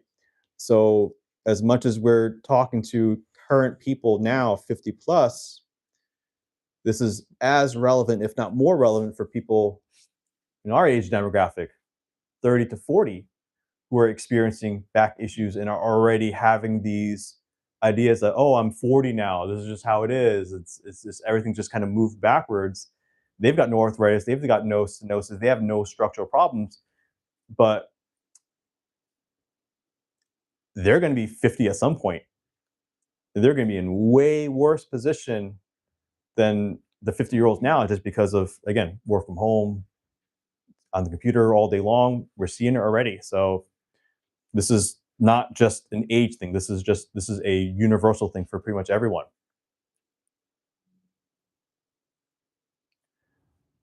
All right. So how do we address that? We teach people how to properly load their spines. All right.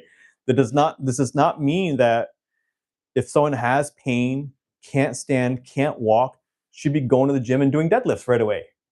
All right. That's not what we mean. It just means that we need to teach people how to load their body correctly in a way that empowers their movement, and we progressively increase their strength while minimizing the risk of injury under guidance, right? We love trainers, we love group classes, Oh, yeah. we love people staying fit. If someone has a movement deficit, if they have an old injury they're compensating with, if they just lack awareness of, is my body doing the right thing with this exercise, makes them prone to injury. And the trainer, because they don't work in the trenches with injured people all day long, they're trying to get people in shape. They're trying to push people. They're trying to get people over the hump, and the motivation, everything. It's great. And we're not trying to disparage that at all. It's just that we see so many times when someone gets pushed slightly beyond their threshold, an injury happens and no more training happens, and they get quickly sent into that spiral. All right. So understanding the mechanics, understanding mobility, that's how we can start to cater people towards helping them build strength in a way that's going to challenge them, but not overly stress them. Right? We showed those examples already. Pam lifting, Carol lifting, Pam swinging kettlebells at 72, but Carol just lifting a 5-pound weight. Right? Meeting people where they're at, help them build strength where they're at, so they can at least make improvements from where they're at towards where they want to get to. So Pam is an example of someone that's accelerating her progress. She's stronger at 72 than she was at like 30. Carol is 3 years have gone by, and she hasn't gotten any worse. She hasn't shown zero signs of any balance or strength decline. So she's doing it to stay independent and not to decline, where she's doing it to just reach another level. Both are considered progress because she's not regressing, even though has every medical reason to probably regress, right? A lot of things going on, but she shows up once a week, 30 minutes. It's all she needs just to keep it going, keep it moving.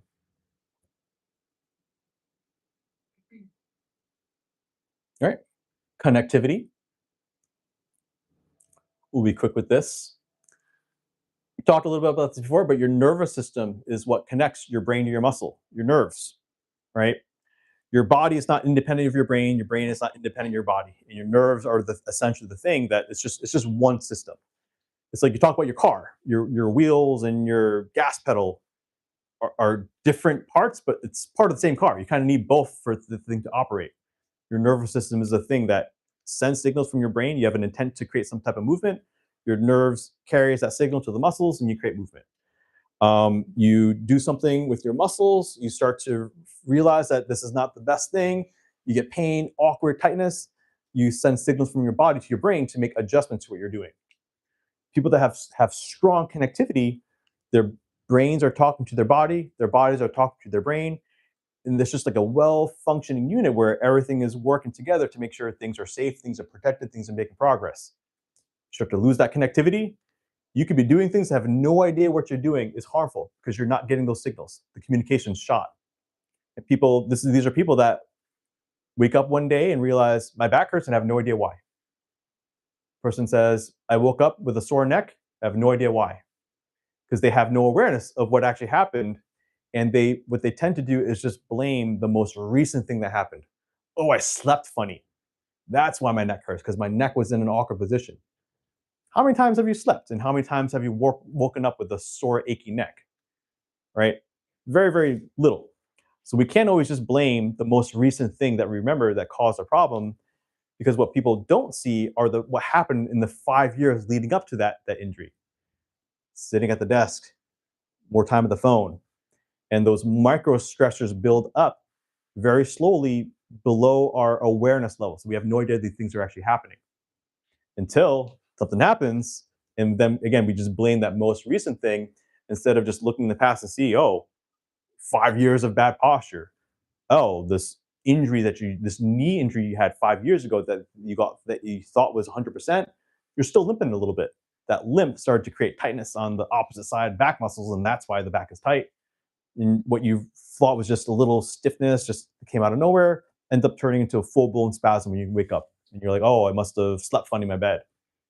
So people, because they lack the connectivity or awareness of their body giving their brain feedback as to what's going on, they have no idea what's going on, right? Chase the wrong solutions and you just can't see it. Mm-hmm. Connectivity, very important. All right. So, as we said, everyday activities can become challenging when your body connection weakens. Things like neurological disease, balance and fall issues, chronic just mobility deficiencies are all tied to this loss of connection.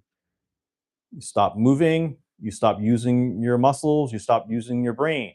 You stop using your brain to create movement, brain activity starts to slow down, right? Can we see the connection between chronic pain, mobility problems, and eventual leading to balance and falls, mobility, cognitive issues?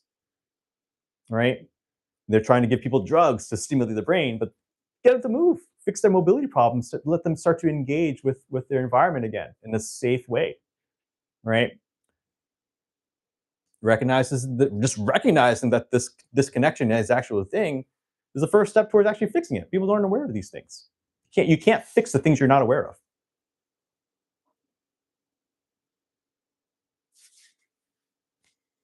All right. Pain altered these movement patterns significantly. Right? You have pain with a movement, you're not going to want to do that movement. You stop doing the movement. This causes the brain to then reroute signals. And then you start creating these compensatory movements around that pain. Oh, my neck hurts all the time, so I'm going to stop moving my neck, so I'm going to use my shoulder more. I'm going to start arching my back more because my shoulder hurts. And it's that second compensation is what gets people in. because their back hurts. No one treated their shoulder. So they're treating their back, treating the back, feels good, comes back the next day. Because that is the shoulder problem that caused the compensation in the back. Because of the loss of connection. People, they can't connect those two things. Right? Most common thing we see is that second order consequence. They come in for the hip pain coming from the knee. They're coming in with the back pain because they broke their foot like 8 months ago. Fracture, the x-ray said it was healed, but they have like 30% range of motion because they were discharged from PT after like 5 sessions. Right? It's the reality. Oh, you can restore connectivity just through balance exercise, through movement. Just through how you exercise is probably the thing that is the best way and most reliable way to actually restore connection. Is just think about your muscles when you move. If you're doing a core exercise, stop listening to the music, stop watching TV, and focus all your concentration effort on making sure those right muscles are working. Just by you sending a signal from your brain to activate a muscle, and you feel that muscle working, that's going to actually strengthen those neurological connections. You just got to water the plants. All right. Neuromuscular connections is just like, again, watering a plant. If you don't water your plant, if you don't give it some type of stimulus, this is going to die off. When you start watering, like we see every spring, when the autumn passed and all the grass turns dry, right? The rain comes and it turns green again. So even if things have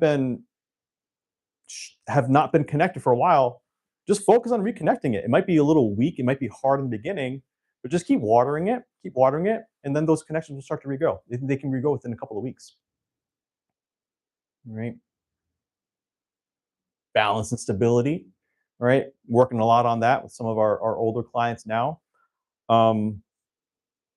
This video, let's see. Where is she? So this is one of our, we just started doing social, I'd say within a couple of weeks ago. Really started to, we've gotten consent from our clients. They're agreeing to share our stuff, and they've really been helping us. But this is an example of just kind of everything that we said in terms of just a balance, mobility, stability, just independence. So this is our client, Carol. She right now has over 250,000 views on YouTube with this one clip. And it's sparked a little bit of a reaction amongst people because of the question that we presented. If you fell right now, would you be able to get back up? She fell about 8 months ago, chipped a little piece of bone off her hip, spent 2 months in a rehab setting. I've worked in rehab settings. I've worked in orthopedic trauma floors. It's not a place anyone wants to be if can be avoided, right? The thing with her is after she made a lot of progress in her rehab, when she was discharged home, that was it. No one's followed up with her. No one's checked in on her. No one's helped just say, how are you doing? And before her fall, she was very active. She walked every single day, went to the park, was engaging with her social circle. Ever since that fall, she hasn't been scared to go out of the house. She's wobbly, she's unsteady, she's on a cane, doesn't trust her body. She's been working with us, and we've just been teaching her just basic, fundamental life skills again. So just getting off the ground. So here she is.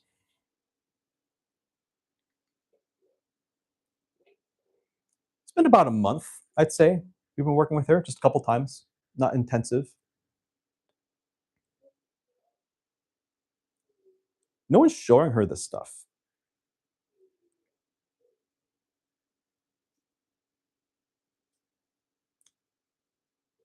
So this is the coordination, awareness, strength, mobility. All right.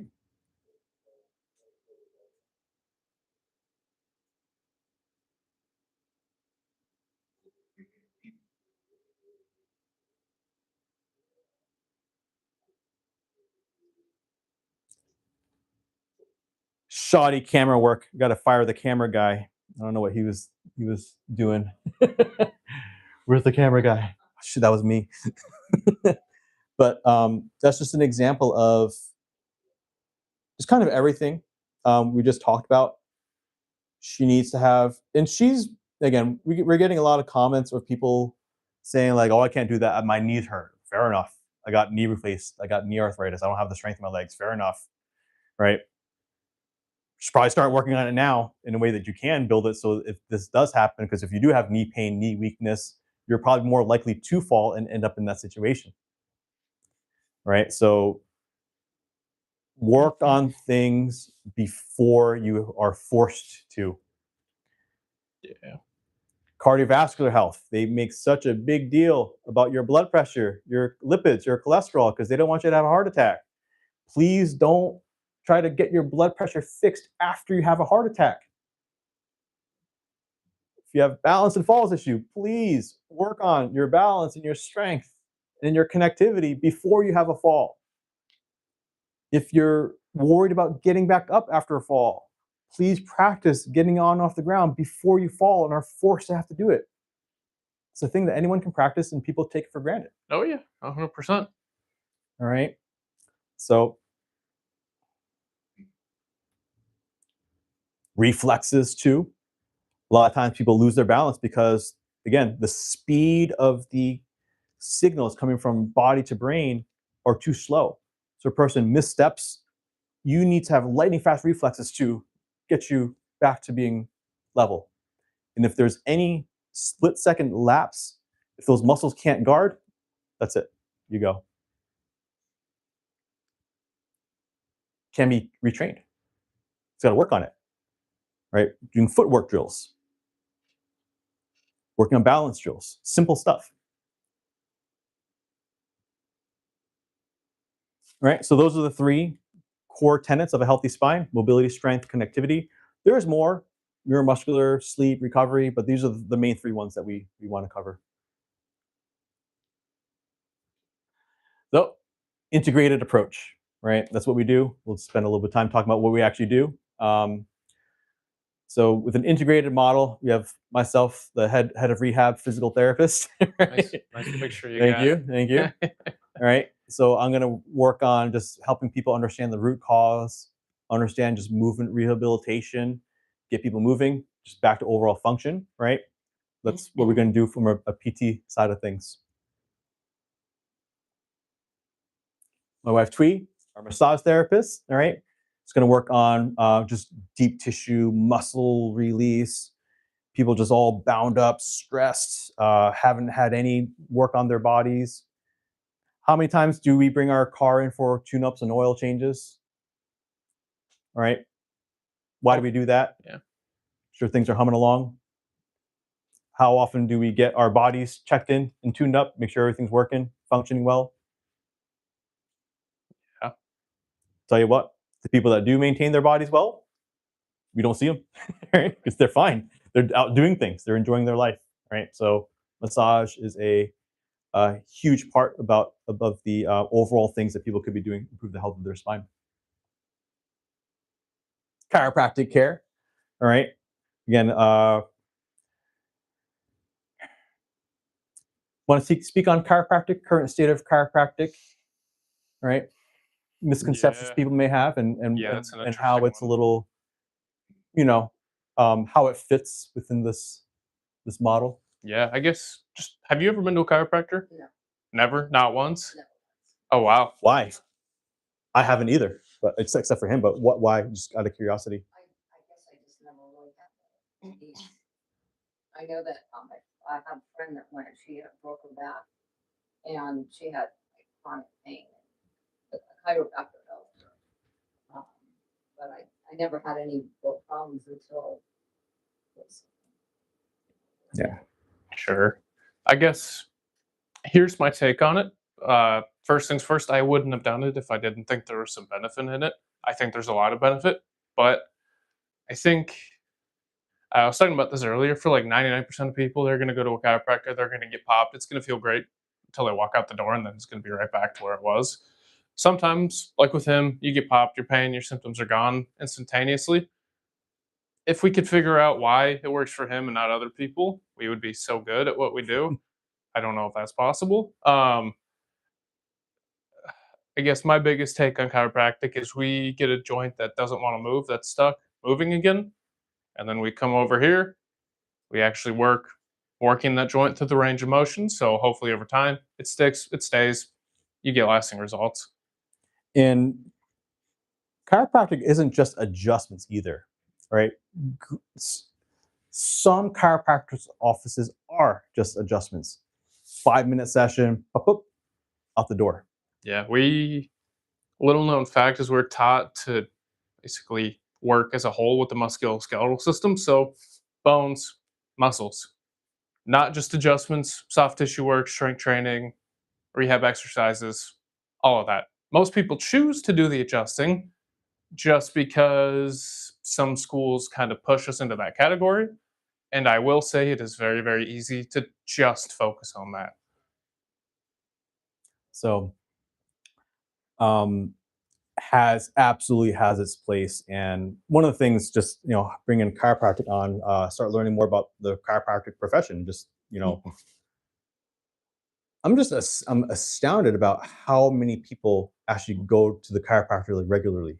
There's chiropractors all over the place, and they're booked solid all around. So if it didn't help, it wouldn't be a thing. So I think that it has its place, maybe not for an arthritic neck that doesn't move well, that's got some nerve issues, probably not the thing that we'll probably jump to first. Maybe doing some muscle work, maybe doing some posture work, as we talked about, working on areas around that arthritic neck first, see if we can release that. If that takes care of the range of motion, then, great. So chiropractic is not just adjustments. It's a big part. It can be a big part of it, but there's a lot of soft tissue work. There's a lot of just, more gentler mobilizations just to get the joints moving. Again, physical therapist is going to be more focused on stretching, mobility, and like rehab exercises. But if the person has a stuck joint, then that's just not going to take care of it. So we see people all the time, oh, I'm going to PT, I'm getting these stretches, but it's just not, there's still an issue, right? It's not solving the root of it, right? Sometimes the guy has to come in for an adjustment. Even for me, like my issue was stuck ribs. No amount of stretching, muscle work, soft tissue strengthening was ever going to fix the fact that my joints just stopped gliding because they were all locked up. Freed it up, everything just kind of set back in place, and I was fine. So it just depends. Everything depends on the context of the person. All right. And then the last part is our Forever Strong ongoing strength and wellness program, right? We saw some of our clients doing consistent strength training with us. We're going to be doing a lot more presentations on this because I think the stuff we're starting to show in terms of the lab tests is actually pretty cool. Pam, 72 years old earlier, just on Friday, she got her bone mineral density test back from the doctor. She moved from osteoporosis to osteopenia, 2 years. So we're going to actually publish her. We're going to publish her case study very soon.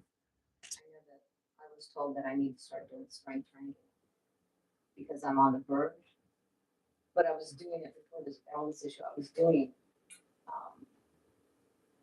a program with dumbbells. Yes. But I stopped all that with this, which probably shouldn't have. But it's not that I can't do it. Yeah. It's just that Yeah.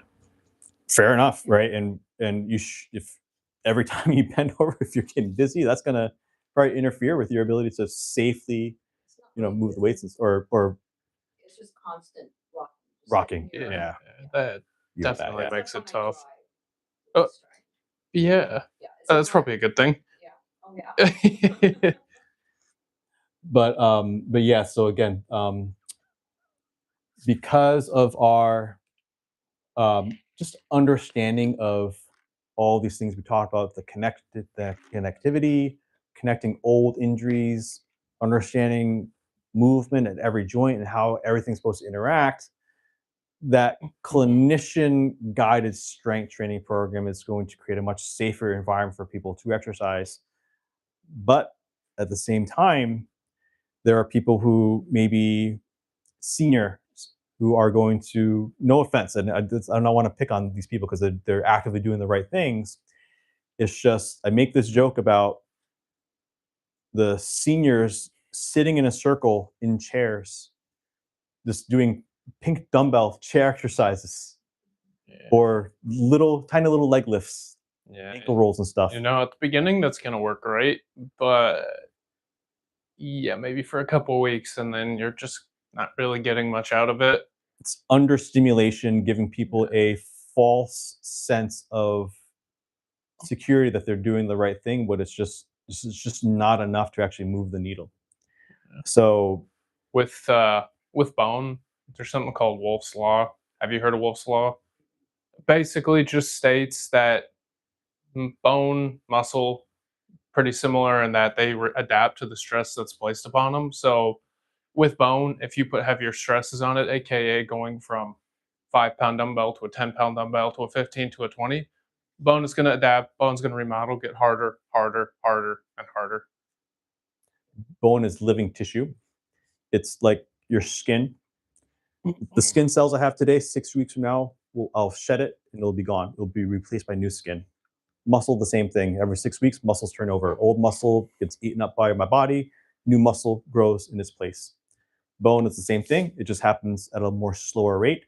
But the bone tissues that are my bones today are about 12 weeks from now are going to be gone, replaced by new bone tissue. So there's this constant process of remodeling that happens in skin, tendon, muscle, bone that is happening inside that we have, again, no awareness of what's happening. And the thing about me in terms of understanding the mechanics of bone health, I did, when I was at BU, at Boston University, for getting my doctorate for physical therapy, I did my senior thesis on Fosamax fractures. So have you ever heard of the drug Fosamax for osteoporosis? So when people above a certain age, women specifically, get the bone mineral density test through their doctor, they'll give a score of their bone score, osteoporosis, osteopenia. And then for someone that has, risk factors, osteoporosis, osteopenia, they'll be given a drug or offered a drug typically known as Fosamax. These are called bisphosphonates. There's a lot of different injectables or pills that people can take.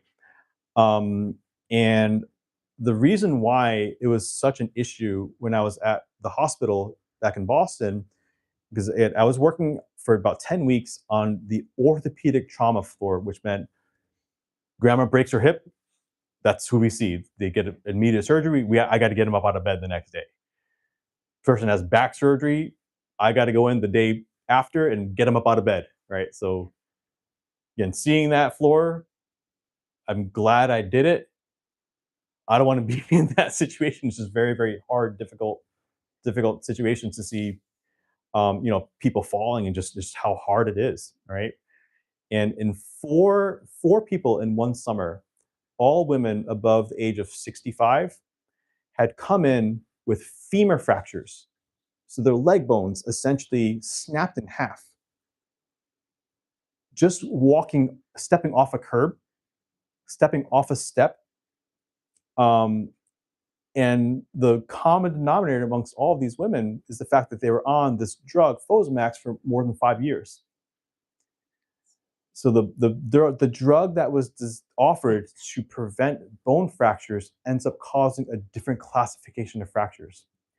And the reason for that is understanding this remodeling process where, again, our bodies are always turning itself over. And what happens with these drugs is they increase what's called your bone mineral density. So you get more bone tissue as a result of taking the drug. But how it's gotten is the drug prevents the eating up of the dead old bone tissue. So your body just lays more new bone on top of old bone. So all the tests show, increased bone mineral density, but those bones are brittle and non-viable. They snap in half. 4 in 1 summer. Not trying to fearmonger people, freaking seen it. Right. And for 15 years, I think I've been waiting to tell people what I know. Right. And now we're starting to see undeniable proof, physical proof. And now we're getting the bone tests from our clients who've been strength training with us for a couple of years.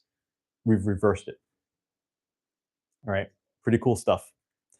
And it's about just, again, the understanding of meeting people where they're at and challenging them at the level where they need to be challenged. And that is the hardest thing to do, is to, because it's very easy to say, oh, these are the 3 best exercises you should do for this X condition. It might be too easy for someone, it might be too hard for another person. So there's no universal like best exercise for every single person in their state. Things have to be met at someone's level. If they have mobility issues, if they have balance issues, or if they're, those need to be cleared out first before you can start lifting weights and stuff. But once you get to the point where you're lifting weights consistently, you'll get the best outcomes. Oh, for yeah. Sure. He does our strength program, Dr. Austin.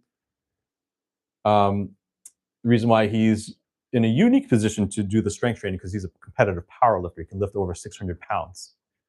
So someone that just lives that lifestyle of just getting stronger progressively each and every week understands how to, remodel tissue, understands form and technique, right? And again, there can be great trainers, great online programs and stuff like that, but someone overseeing your program and your progress is the best undeniable way to make sure that you get to those outcomes. So, all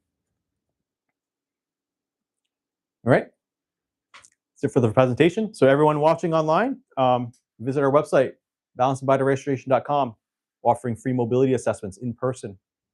All right, check out our YouTube. All of our tips, this workshop will be uploaded onto YouTube. Contact us through our phone number, 925-361-7726. All right. So that's going to be it for our slides presentation, and then we're going to do some just in-person evaluation for you since you're here. We are located in Dublin, California.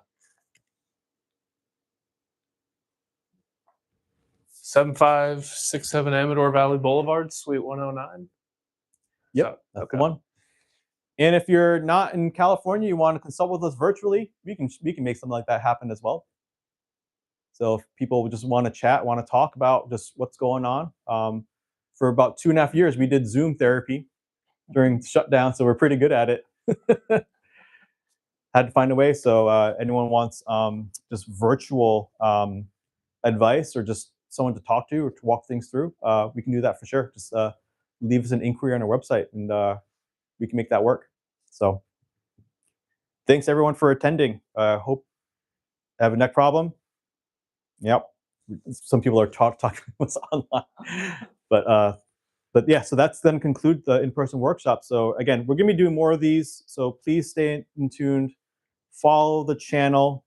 More videos, more stuff like this. Tell us what you think. If you have any questions, comments, concerns, get in touch with us. We'd love to do more of these. And the more that we know of what's going on from what you guys need, the more we can cater our presentations and content for everyone involved. So Yeah, and Albina, either give us a call at 925-361-7726, or go on our website, balanceandbodyrestoration.com. Put in an inquiry and we can see what we can do about the neck problem. all right, everyone, signing off.